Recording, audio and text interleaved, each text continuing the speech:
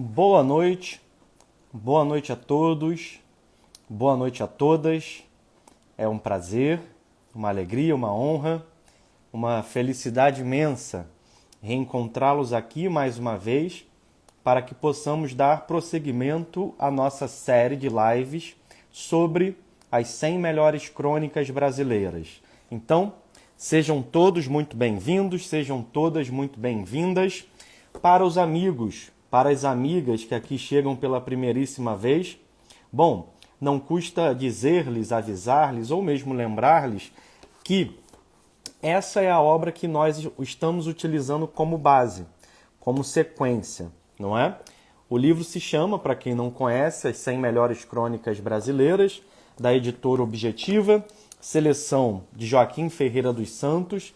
Então, é importante, é interessante que de algum modo vocês possam adquiri-la, seja e-book, seja fisicamente, seja tomando empréstimo de alguém, de uma biblioteca, seja lá o que for, para que vocês possam acompanhar da melhor maneira possível, né?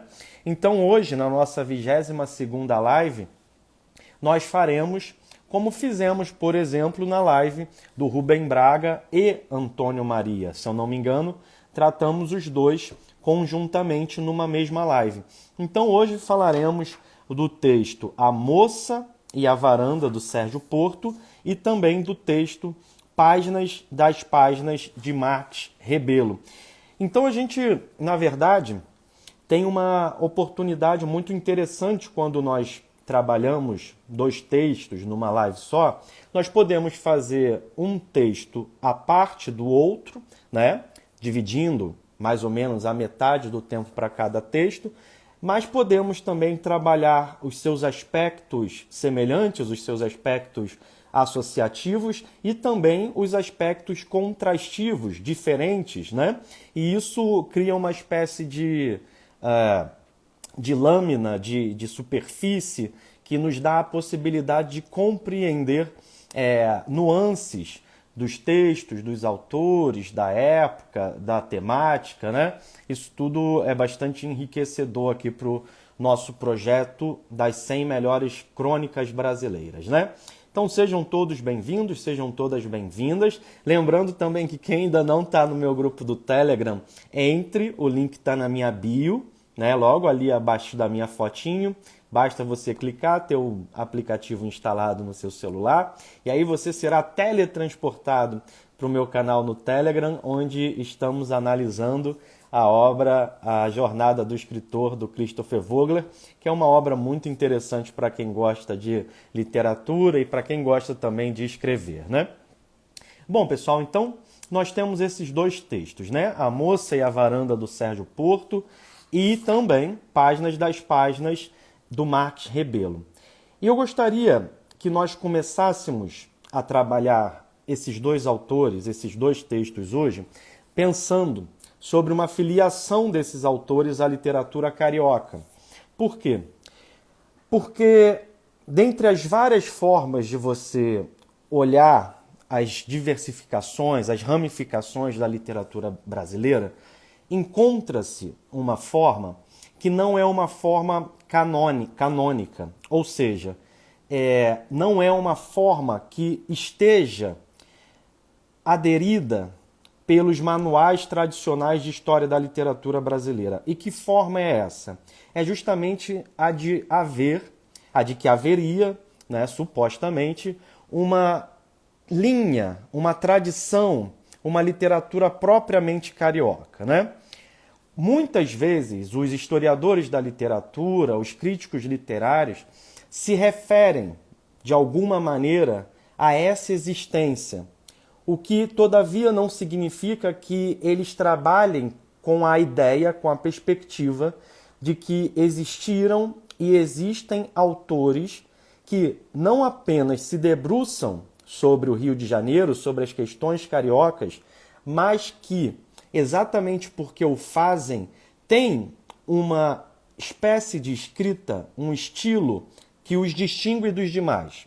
Então vejam, essa escrita carioca, essa literatura carioca, é uma literatura que não apenas é feita no Rio de Janeiro, que não apenas é feita sobre questões do Rio de Janeiro, mas que acaba tendo algum tipo de estilo próprio.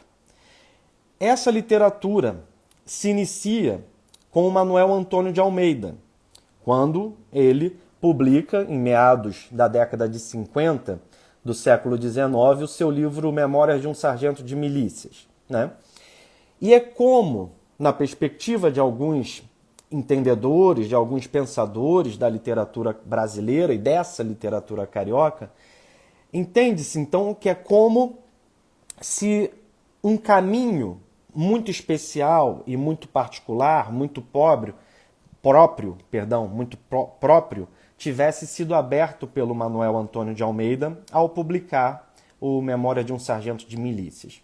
E alguns autores, a partir de então, começam a se filiar a essa forma de ver a cidade, de trabalhar a cidade e também de escrever os seus textos, que é um tipo de escrita que pega os tipos cariocas, né? Que pega a geografia da cidade, que se utiliza da forma do carioca de falar, tudo isso incorporado ao texto. Então nós teríamos nessa perspectiva o Machado de Assis, o Lima Barreto, o João do Rio e assim por diante. E quando nós analisamos apenas as crônicas, que é o propósito das nossas lives aqui, quando nós temos esse olhar para as crônicas, nós vemos que as crônicas no Brasil, elas não apenas formam um gênero que se desenvolve de uma maneira muito peculiar, como eu expliquei logo nas primeiras lives, a crônica não é um gênero brasileiro, é um gênero francês, e que se você quiser voltar no tempo, você o encontra inclusive em Jerusalém, enfim, toda a região do... por exemplo, tem na Bíblia, né, 2 livros chamados Crônicas, então você vê que, a depender do que você entenda por crônica, pode ir muito longe, mas essa crônica que nasce no jornal e que depois vai para o livro, é basicamente uma invenção francesa do século XIX, do início do século XIX, mas que vai frutificar de uma maneira muito própria no Brasil, né? Então, quando nós olhamos para as crônicas, para o desenvolvimento do gênero literário crônica, nós vemos que é um gênero que está intimamente associado com a cidade do Rio de Janeiro. E as razões disso não são de difícil compreensão. O Rio de Janeiro era a capital, era o Distrito Federal, quando o gênero crônica é importado da França. Então, lá por volta de 1830, 1840, quando a crônica chega da França ao Brasil, ela chega no Rio de Janeiro, né? E ela vai repercutir de uma forma muito especial no Rio de Janeiro. Por quê?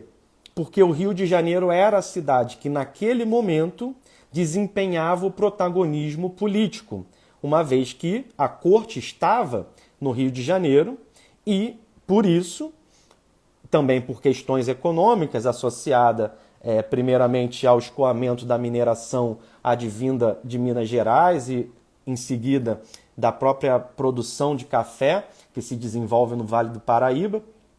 O Rio de Janeiro, com esse lugar de destaque, vai ser a cidade em que havia a imprensa mais pungente, a imprensa que mais crescia, e também os principais escritores do período, né? Nós vamos ter o José de Alencar, por exemplo, nós vamos ter o próprio Manuel Antônio de Almeida, o Joaquim Manuel de Macedo, o Machado de Assis, e escritores, aliás, que não necessariamente tinham nascido no Rio de Janeiro, não necessariamente eram cariocas, mas que acabam indo fazer a carreira no Rio de Janeiro, como o próprio caso do José de Alencar, que era cearense, né? Então, por conta desse protagonismo político, cultural, econômico que o Rio de Janeiro tem exatamente no momento em que as crônicas chegam ao Rio de Janeiro e passam a ser publicadas nos folhetins, né?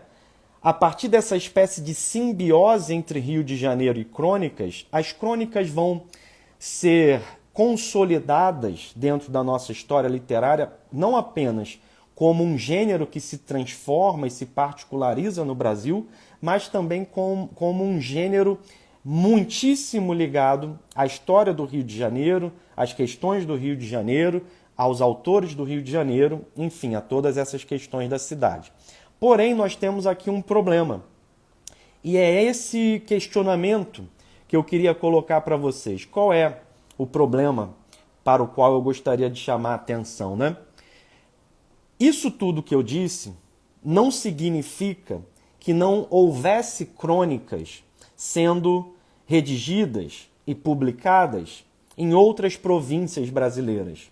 Por exemplo, nós sabemos que províncias como São Luís do Maranhão, como Salvador, na Bahia, como Recife, só para citar três exemplos muito claros disso que eu vou falar, existiam essas províncias em que havia uma vida cultural, né? Em determinado momento do século XIX, inclusive São Luís chega a ser chamada de Atenas brasileira pela quantidade muito grande, muito destacável de intelectuais que por lá havia, né? Por exemplo, o poeta Gonçalves Dias, por exemplo, Souza Andrade, mais à frente os dois irmãos, né? O Aloysio Azevedo e o Arthur Azevedo, o Francisco Sotero dos Reis, que vem a ser primo e uma pessoa de fundamental importância na vida da Maria Firmina dos Reis, e assim por diante, né? Então, nessas outras províncias, nessas outras capitais, também vai haver produção de crônicas, porque os navios que traziam os livros e os jornais franceses não iam apenas para o Rio de Janeiro, iam também para todas essas cidades. E mais do que isso, era muito comum navios que compravam, né, que recebiam os livros, os folhetins, os jornais, né, de modo geral, do Rio de Janeiro e levavam para as outras províncias. Ainda que para o nosso padrão isso fosse demorasse em questão de uma província brasileira para outra, uma coisa de dias ou de semanas, e da França para cá, ou de Portugal para cá, um pouco mais de tempo, mas é óbvio que a crônica, enquanto gênero, ela também vai se desenvolver em outras cidades. Então, qual é o problema que eu gostaria para o qual vocês se atentassem, né? Por conta desse protagonismo político, cultural, econômico do qual falávamos, as crônicas vão ficando muitíssimo associadas ao Rio de Janeiro, e quando nós pegamos uma antologia como essa e várias outras, é como se a produção do restante do país fosse invisibilizada. Ou dito de outra forma, como se o restante do país não produzisse crônicas. Porque mesmo quando nós olhamos para os autores que não são cariocas, mas que constam no livro, vamos pegar aqui, Paulo Mendes Campos, mineiro, mas escrevia no Rio. Rubem Braga, capixaba, mas escrevia no Rio. Antônio Maria, pernambucano, mas escrevia no Rio. E assim vai, né? Vamos voltar um pouquinho. Raquel de Queiroz era cearense, mas... Bom, a Raquel escreveu em vários periódicos do Brasil todo. Não dá para falar que a Raquel escreveu só para o Rio de Janeiro. Mas as sedes, né, das empresas para as quais ela escreviam, basicamente estavam no Rio de Janeiro. E assim vai, né? Claro que nós temos algumas coisas que fogem disso. Por exemplo, o Alcântara Machado vai fugir disso, que escrevia de São Paulo. O Oswald também escrevia de São Paulo. Mas, de modo geral, regra geral, nós estamos estudando as 100 melhores crônicas brasileiras, como a antologia chama, mas na verdade enviesadas por esse protagonismo do Rio de Janeiro. E o que isso tudo tem a ver com a nossa aula de hoje? O que isso tudo tem a ver com os dois autores e os dois textos de hoje, né? Bom, na verdade tem tudo a ver, porque nós estamos tratando de dois autores que tanto um quanto o outro recebem essa alcunha de o escritor mais carioca do Brasil, o mais carioca dentre os cariocas, né? O pessoal vai fazendo esses rankings e ninguém se decide, né?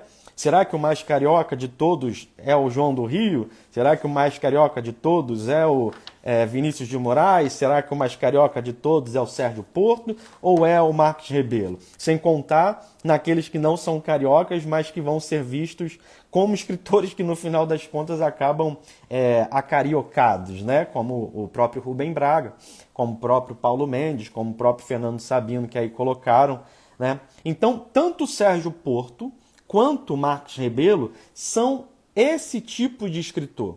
Escritores profundamente identificados com a cidade. Porém, quando nós olhamos para todos esses escritores, para esse grupo de escritores aí, Paulo Mendes, Vinícius, Fernando Sabino, Sérgio Porto, Marcos Rebelo, que sendo ou não carioca, se identificam com as questões da cidade, o Rubem Braga, nós temos um problema. Nós temos um problema da representação da cidade, né? Cheguei a comentar brevemente essa questão com vocês, todavia sem problematizá-la, que Rio de Janeiro é esse que eles estão contando? Que Rio de Janeiro é esse que eles estão criando? Que Rio de Janeiro é esse que eles estão nos narrando como uma espécie de um Rio de Janeiro que, quando nós olhamos para as obras, para os textos, para as crônicas desses autores, é quase um Rio de Janeiro mítico, né? E é um Rio de Janeiro, portanto, que surge nessas crônicas, mas que é muito dissociado dos problemas da cidade, né? Então, por exemplo, ao Paulo Mendes Campos se atribui essa ideia de uma Ipanema mítica, né? Uma Ipanema dourada, uma Ipanema sem problemas, uma Ipanema que não tem aquelas questões todas que nós sabemos existirem na realidade, né? O Rubem Braga também vai, tanto nesse viés, tanto para Ipanema quanto para Copacabana. O Antônio Maria também, embora o Antônio Maria, por ser também jornalista policial, que cobria os crimes de Copacabana, ele tinha muitas vezes um olhar mais atento para a violência, para os assassinatos, para a venda de drogas que começava a surgir de forma mais forte, né? Mais intensa na cidade. Mas o grosso dessa produção cronística do Rio de Janeiro, sobretudo dessa época, sobretudo dessa década de 50, início dos anos 60, é uma produção que olha para um Rio de Janeiro muito particular, muito específico e muito idealizado, que é o Rio de Janeiro de uma certa elite, que é o Rio de Janeiro do Leblon, que é o Rio de Janeiro de Ipanema, que é o Rio de Janeiro de Copacabana, né? E que não só olha para esse recorte muito específico do Rio de Janeiro, que não representa nem só a cidade, como tampouco todo o estado, né? É um recorte muito litorâneo e dos prédios que estão ali mais próximos à praia, né? Um recorte muito, na verdade, muito limitado. Então, quando nós olhamos para essas crônicas, nós percebemos que há um certo empobrecimento, não no sentido de que sejam textos ruins, porque não são textos muito bons, mas uma certa limitação em relação a tudo aquilo que a cidade é, né? Então são crônicas que são excessivamente douradas, são crônicas que são excessivamente aproblemáticas, né? Às vezes os problemas são problemas mais de índole psicológica, de índole romântica, né? Mas pouco social. Então, quando nós olhamos para um escritor como o Sérgio Porto, que é um escritor que se insere nesse grupo, nós encontramos exatamente esse olhar muito específico para as questões da elite do Rio de Janeiro e, sobretudo, para Copacabana, porque o Sérgio Porto era um homem extremamente apegado a Copacabana, que mal saía da cidade, né? Eu não sei se vocês conhecem o Sérgio Porto. O Sérgio Porto foi um verdadeiro fenômeno das crônicas publicadas em jornal. Sérgio Porto foi um verdadeiro fenômeno das vendas de livros, quando ele reunia suas crônicas em livros e as publicava. Foram verdadeiros sucessos impressionantes do ponto de vista editorial, no sentido de que ele inclusive conseguiu, com um dos seus livros de crônicas, atingir patamares de vendas de livros até então inéditos no Brasil. O Sérgio Porto é aquele autor que cria um heterônimo chamado Stanislau Ponte Preta. Muitos de vocês, acredito eu, já devem ter ouvido falar de Stanislau Ponte Preta. O Stanislau Ponte Preta nada mais é do que um heterônimo criado pelo Sérgio Porto, né? E é muito interessante porque as crônicas assinadas pelo Sérgio Porto são poucas, são bem menos numerosas do que aquelas que ele assina como Stanislau Ponte Preta, né? Só que a gente consegue perceber que, de fato, não se trata apenas de um pseudônimo, né? Se trata mesmo de um heterônimo, ou seja, ele cria um personagem e quando ele escreve seus textos é de fato como se não fosse ele, como se fosse uma outra pessoa que, no entanto, é inventada por ele, exatamente como acontece nos poemas do Fernando Pessoa, que, para além da incrível qualidade, são também famosos por conta dos heterônimos vários que Fernando Pessoa cria ao longo da sua carreira poética, né? Então, nós teremos a oportunidade de, ao longo das crônicas aqui estudadas, das nossas séries, das próximas lives, percebermos exatamente essa diferença, né? Que diferença? Quando é uma crônica assinada pelo Sérgio Porto, nós temos crônicas, né? Quando se trata de uma crônica assinada pelo Sérgio Porto, nós temos textos mais líricos, mais poéticos, mais preocupados com questões psicológicas do indivíduo, né?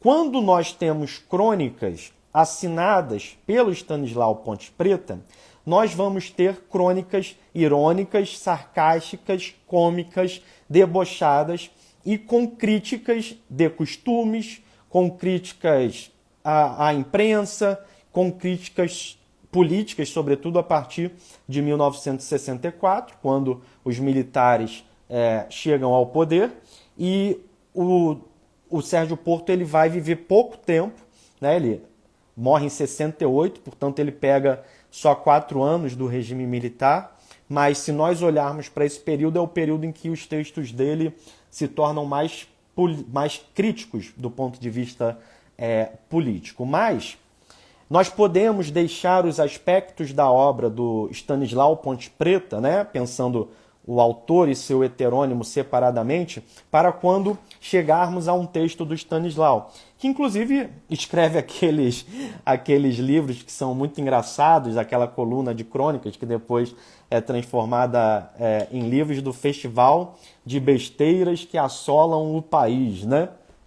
E ali ele vai tecer todas as suas críticas a isso sob o heterônimo do Stanislau Ponte Preta. Mas o que eu queria ressaltar, e agora eu acho que vocês vão entender o meu discurso inicial de uma maneira mais clara, de uma maneira melhor. Eu queria ressaltar com tudo isso que eu falei, que o Sérgio Porto, ele é alguém de Copacabana, da vida social de Copacabana, entranhado, enraizado em Copacabana, que não sai de Copacabana, tá? Então ele está só nesse métier, ele, Sérgio Porto, como pessoa e como escritor. Porém, ele cria o Stanislau Ponte Preta, que vai falar ali da sua família, que é uma família inventada, né, da tia Zulmira e assim por diante. Só que ele cria o Stanislau Ponte Preta para falar das questões do subúrbio. Então, a família do Stanislau Ponte Preta, que é tudo inventado, tá? Moraria na Boca do Mato, que é um morro no Meier. Para quem não conhece o Rio de Janeiro, o Meier é um dos primeiros bairros já do subúrbio do Rio de Janeiro. E o que é interessante nós pensarmos sobre o Morro Boca do Mato, também conhecido como dos Negros Forros. Ou seja, perceba o nome, Negros Forros. Ou seja, o Morro do Boca do Mato, da Boca do Mato não só está no subúrbio, como é um morro que recebe escravos alforriados, sobretudo a partir de 1888, com a Lei Áurea, mas que também receberá população pobre, formada principalmente por mulatos e negros, que são expulsos do centro da cidade com a reforma urbanística e sanitária do Pereira Passos, que é iniciada em 1903. E aí então eles vão para o município, para o bairro mais perto, São Cristóvão, Meier, Encantado, Cascadura, já mais à frente. E no Meier eles vão formando uma pequena favela que se chama Boca do Mato, que por muito tempo, na verdade, não foi uma favela. Foi um lugar, enfim, inicial, né?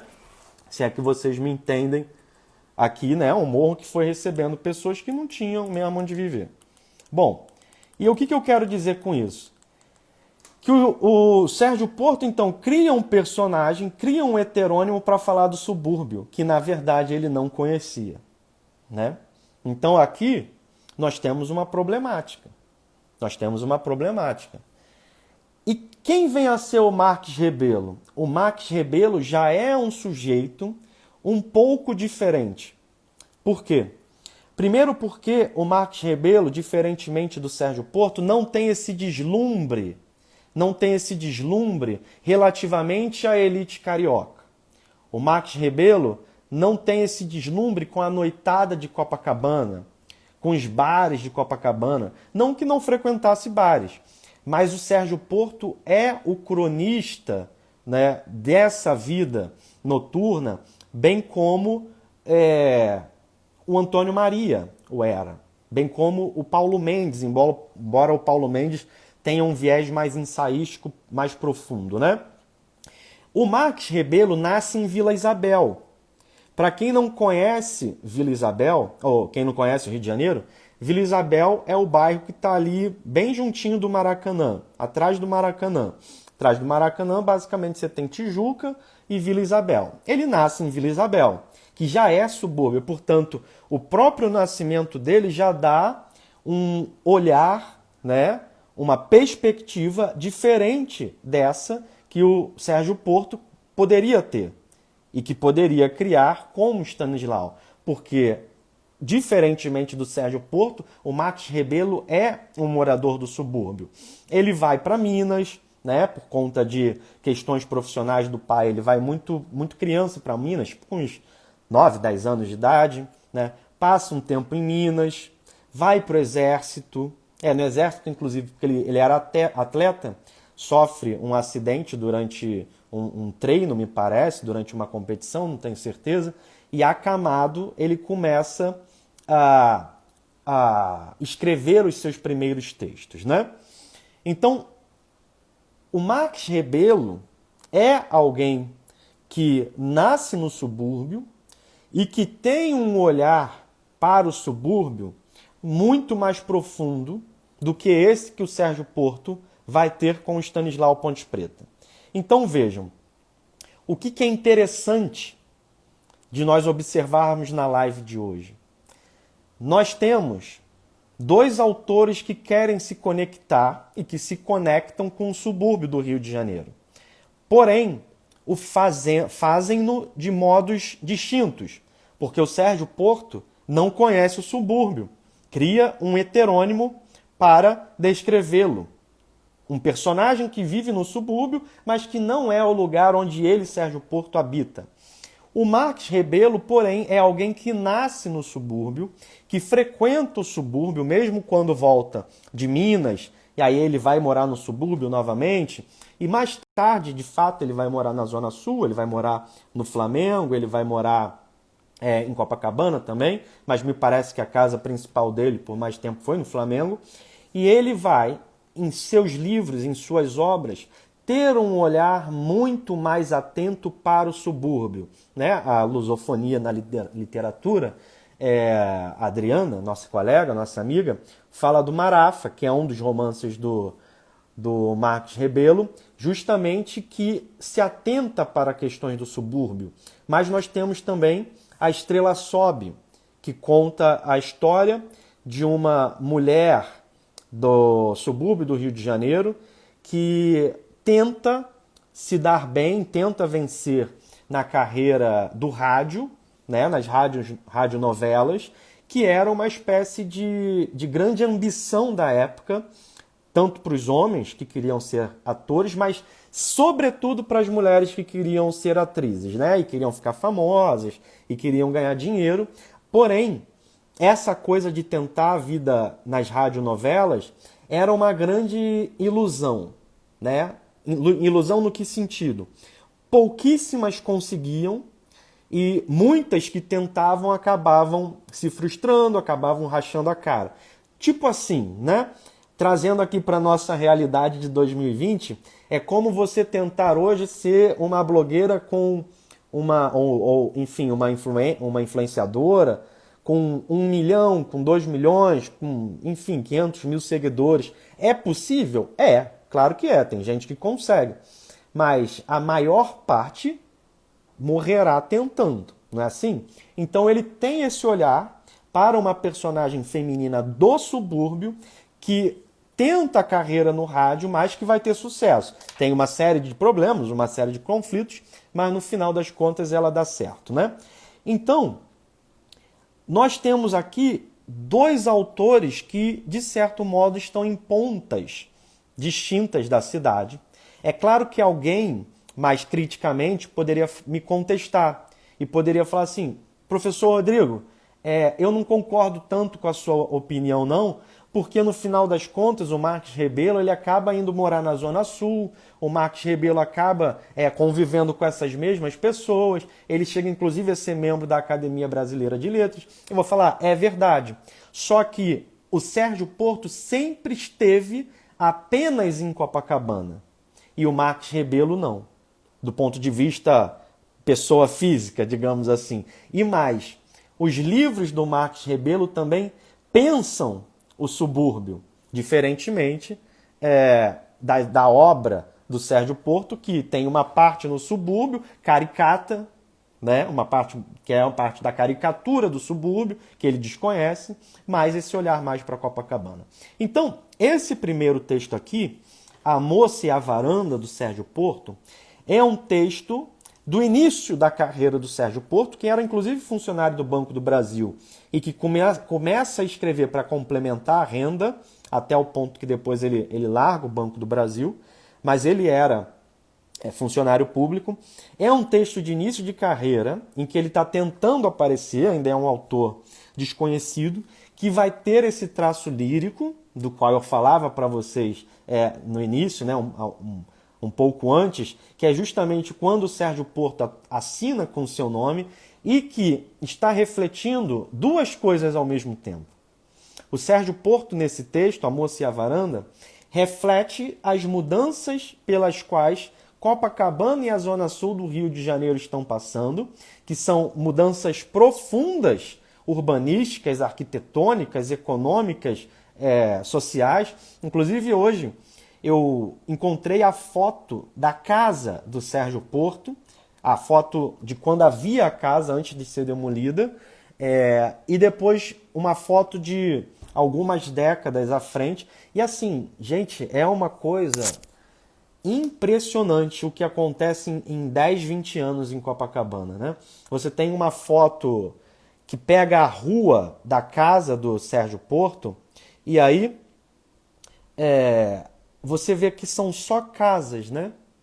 São só casinhas, sobrados, casas pequenas, tudo muito bonito, tudo muito bucólico, né? Realmente um charme, assim, a coisa. E aí você vê a foto de 20 anos depois, e aí só são prédios. Prédios que não são feios, é claro que não são feios, mas que, assim, transformam violentamente aquele cenário. Então a gente percebe que o Rio de Janeiro foi se expandindo e foi se expandindo em duas direções com perspectivas muito diferentes. As populações mais abastadas foram, de modo geral, indo em direção à Zona Sul, Botafogo, Flamengo, Copacabana, enfim, Gávea, e uma outra perspectiva que é a expansão em direção ao subúrbio de pessoas mais pobres, né?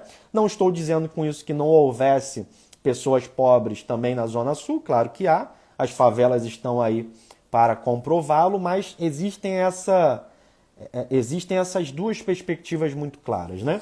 Então o Sérgio Porto está refletindo sobre essa mudança que Copacabana, que o Rio de Janeiro está vivenciando, e também sobre a própria mudança na vida dele, que é o impacto que isso causa, né? Então, ele descreve a casa que existia, seu jardim, né? As cadeiras, a mesinha, as flores, as cotovias que lá faziam ninho, porém que em seguida vai ser demolida. E é muito interessante por quê? Porque nessa crônica existe a figura de uma personagem, Luizinha, que entra na trama e que pode ser lida à parte da crônica, expressei-me mal, que pode ser lida à parte da questão da casa, né, como se ele estivesse tratando de dois temas ao mesmo tempo, mas que, se nós percebermos bem, na verdade é uma simbiose entre a Luizinha e a questão da demolição da casa. Por quê? Por que existe uma simbiose? Porque é como se o autor estivesse nos mostrando que, do seu ponto de vista, que é um ponto de vista nostálgico, né? Alguém que está apegado ao seu bairro, que é apegado à sua casa. Inclusive, ele morou no mesmo lugar a vida inteira. Ele morava na casa, a casa foi demolida e ele passa a morar no prédio que ali foi construído, né? Aquela situação de que a empreiteira compra a casa, o terreno, demole e dá não apenas uma verba para o vendedor, como também um apartamento nesse prédio que vai ser construído, né? Então, o Sérgio Porto, na verdade, só teve um endereço na vida inteira, mas esse endereço muda da casa para o prédio. E essa mudança representa as mudanças do bairro e da própria cidade. E aí, como que Luizinha entra dentro dessa situação? Luizinha é essa menina que vai encontrá-lo nessa casa, que será demolida, vai encontrá-lo, que vai ali disfarçando para não ser perseguida, para não ser encontrada, para não ser impedida pelo seu irmão Eduardo, o que inclusive mostra as situações relativas ao comportamento da mulher na época, que é um comportamento também em transformação, né? Nós sabemos que a década de 50 e 60, as duas décadas, representam essa mudança no comportamento da mulher, né? Então, nós temos a Luizinha que vai encontrar seu namoradinho, que é o narrador, fugindo do possível da possível perseguição do seu irmão. E ali, nessa casa, eles vão ter o seu namoro, o seu namorico, os seus beijos, né? Porém, Luizinha, que chega a enganá-lo, né? E depois ele finge também estar sofrendo. Então vejam uma situação de dissimulação que é totalmente contrária àquela ideia de pureza romântica, né? Portanto, nós já temos um Rio de Janeiro muito mais moderno, muito mais transformado. Mas vejam, ao final da crônica, Luizinha não é apenas uma namoradinha. Luizinha não é só uma menina que fez parte da vida do narrador. Luizinha se identifica, Luizinha simboliza a cidade que se degrada. Por que a cidade que se degrada? Porque da perspectiva de Sérgio Porto, nostálgica, apegada a Copacabana, aquela mudança de casas para prédio era parte dos aspectos negativos da modernização. Ele não queria aquela Copacabana que destruía o símbolo máximo da sua infância, né? Mas aquela Copacabana em que ele nasceu e na qual ele viveu por tantos anos já não existe mais. Foi demolida, está em transformação. E essa transformação é uma transformação para a degradação. E aí nós vemos, ao final, que essa luzinha acompanha a mesma situação do bairro e a mesma situação da casa. Então é como se três coisas se juntassem simbolicamente, metaforicamente.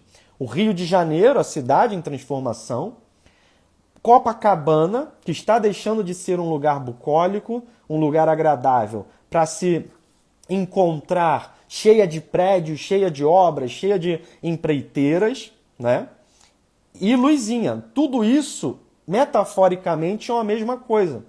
Então, quando ele ao final diz que é como se luzinha houvesse também sido demolida, é porque ele quer mostrar que houve nessas transformações também uma alteração das pessoas. Em que sentido? Aqueles namoros pueris deixam de existir. E o que nós teremos é um tipo de relacionamento, um tipo de pessoas que já não tem nada mais a ver com aquilo que eles eram antes, né? Então, ao final, ele diz: num mês de abril de 1947, demoliram a varanda. Eu vi, ou seja, ele é o observador de tudo isso. Parado na rua, lá da calçada em frente, esperei que os operários derrubassem o último tijolo da última parede e voltei para o apartamento com a sensação de que, dentro de mim, algo também fora demolido. Ou seja, as pessoas estão se transformando à medida que o bairro, à medida que a cidade também se transforma. Quanto a Luizinha, que era aquela menina que precisava se esconder do irmão, que ia ao jardim para dar-lhe um beijo, quanto a Luizinha, resistiu mais tempo. Deixou-se demolir aos poucos, ou seja, pouco a pouco, a Luizinha vai sendo transformada pelas transformações da cidade. Foi preciso mais do que um simples dia de abril. Ou seja, as modificações na pessoa, na mulher, no homem, não se dão num dia somente, vão se dando. Foi preciso toda uma mocidade para deixá-la tal como ontem a vi. Vocês nunca saberão que excelente moça o mundo estragou. Então, no final das contas, dizer que Luizinha se estragou é o quê? É exatamente dizer que Copacabana, que era excelente, nunca mais o será. Vocês nunca mais saberão. É como a Regina coloca ali, né? A saudosa maloca. E a Valdirene lembra esse dilema também aparecendo na obra do Manuel Bandeira. Quanto às crônicas do Marques Rebelo, que na verdade nós temos 3 crônicas do Marques Rebelo colocadas como uma só. Nós vemos que o Marques Rebelo ele tem uma produção diversificada. O Marques Rebelo dos romances, né? Por exemplo, O Espelho Partido, que era o projeto do romance de um ciclo, né? Que inclusive também fala sobre o subúrbio carioca, não tem nada a ver com o Marques Rebelo dos contos, né? Tem a ver, na verdade, estou me expressando de modo genérico, né? Mas nos romances nós vemos um Marques Rebelo muito mais profundo. Nos contos do Marques Rebelo, nós temos algo que é muito mais raso e que chega até perto das crônicas, tal como geralmente elas aparecem. Vejam, nos romances nós temos um analista da psique, da alma, das contradições do homem, nos romances do Marques Rebelo. Nos contos, nós temos contos que são mais leves no Marques Rebelo, que soam como crônicas. São contos que olham muito para os costumes sociais e olham também para o subúrbio, né? Para o carnaval, para os trabalhadores das fábricas de São Cristóvão, para essa vida de morar no subúrbio, trabalhar no centro e voltar para o subúrbio. Tudo isso está nos contos do Marcos Rebelo, mas que são contos com esse olhar de costumes, né? De tipos sociais. E nós temos um cronista que escreve, na maior parte do tempo, com fragmentos, com aforismos, muitas vezes essa ideia de uma sentença, né? E às vezes até dentro desses fragmentos, pequenos diários, né? Pequenos diários. Então, quando nós falamos em crônica do Marcos Rebelo, nós temos que entender que, na maior parte das vezes, o Marcos Rebelo chama de crônica o que, na verdade, são fragmentos, né? E esses fragmentos não formam um todo lógico, não formam uma narrativa concatenada. Ele usa esses fragmentos para dar impressões de algo que ele viu na cidade, de um sentimento, né? Para pensar em determinada circunstância existencial, ou social, ou política, ou para escrever uma anedota. Então, quando nós olhamos essas pequenas narrativas, esses pequenos fragmentos, perdoem-me pela redundância, nós vemos justamente isso. Um pode até ter algo a ver com o outro, mas não forma uma narrativa linear, não forma uma história. Surge um monte de coisa aqui, né? Anedota, aforismo, algo que parece do diário, uma lembrança. Então nós temos uma mescla de gêneros aqui que vão ser juntados pelo Marcos Rebelo nos seus textos, publicados em jornal e, portanto, chamado de crônicas. Mas não são crônicas nesse sentido mais usual do gênero ou do termo. Então, é claro que não vale a pena comentar um por um, mesmo porque nem todos são tão interessantes, mas nós podemos ver alguns aspectos do olhar do Marcos Rebelo. Por exemplo, no primeiro, a crônica, né? O texto chama-se Páginas das Páginas. E aí no primeiro tópico ele coloca sensação de esquecimento, de ausência. O bonde corre, né? O bonde sempre um símbolo da cidade moderna, né? Mas ao mesmo tempo a impressão de um sentimento. Esquecimento, ausência. De repente, volto ao mundo sem que nenhum movimento do mundo me tivesse solicitado. Ou seja, ele está acordando, né? O mundo não fez nada para que ele acordasse, mas ele acordou. Sol brilhante, céu azul, tantos homens, o mesmo cansaço. Sinto que fiz uma pequena experiência de morrer. Então são impressões, como um pintor que vai jogando tintas aqui e ali, né? Ele fala do seu esquecimento, da sua ausência, do cansaço, fala tantos homens, o bonde, né? Então, são pequenas reflexões, pequenas impressões que nós, inclusive, podemos fazer para nós próprios no nosso dia a dia. Por muito tempo, depois eu perdi o hábito, mas eu deveria voltar. Não está por aqui. Eu andava com um desses caderninhos pequenininhos de notas. E ali você vai tomando notas daquilo que você pensa, daquilo que você vê, de uma conversa que você ouve, né? Inclusive o próprio Sérgio Porto falava que cronista não pode andar de carro. Cronista ou anda a pé ou anda de ônibus, porque tem que ir observando a cidade. E o Ignacio de Loyola Brandão, por muito tempo, na época que ele escrevia mais periodicamente, né, suas crônicas, ele ficava apanhando ônibus a esmo para ficar viajando pela cidade, exatamente para ficar anotando aquilo que as pessoas ficavam fazendo e falando no ônibus ou que ele via de passagem, né? Então é muito interessante para que nós desenvolvamos o nosso olhar, para que nós registremos os nossos pensamentos, as nossas sensações, os nossos sentimentos, as miudezas interessantes do dia a dia, que nós façamos esse exercício aqui que o Max Rebelo pode nos ensinar um pouco a fazer. Repouso a cabeça no teu peito. Ao som do mar, descem as nuvens do céu para me cobrir. Nenhum sofrimento mais. Aqui ele expressando já o amor, né? Um sono fecha minhas pálpebras como se borboleta fosse que dormisse. Então veja, do primeiro tópico para o segundo há uma mudança total de perspectiva, né? No primeiro ele acorda cansado, já esgotado, né?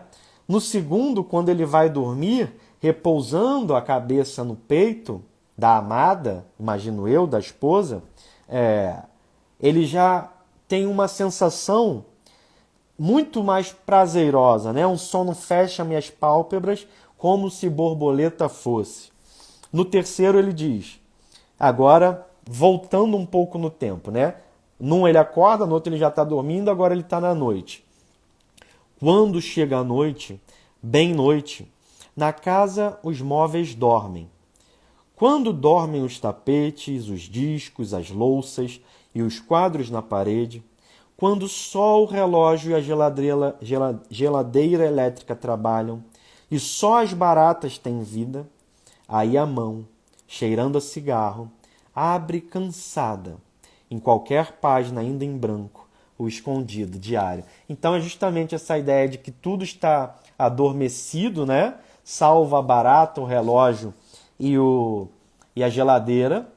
E ali o escritor, a pessoa tem a oportunidade de pôr as mãos no diário em branco, né? O quarto, não encontro outro descanso senão nos teus olhos. E não é a mocidade que eu vejo brilhando no fundo dos teus olhos de 20 anos, é a eternidade. Uma declaração sentimental, amorosa, lírica, como muito bem coloca o Celso ali. E aí nós temos outros, né? Nós temos na parte chamada Na Praia, o primeiro que diz: se o vento zumbe temível, como agora sobre as salinas, não recriminemos o vento, ele desempenha o seu papel. Aqui nós temos um aspecto mais aforístico, né? Mais filosófico, uma reflexão sobre a natureza mesma das coisas. Desempenhemos os nossos papéis.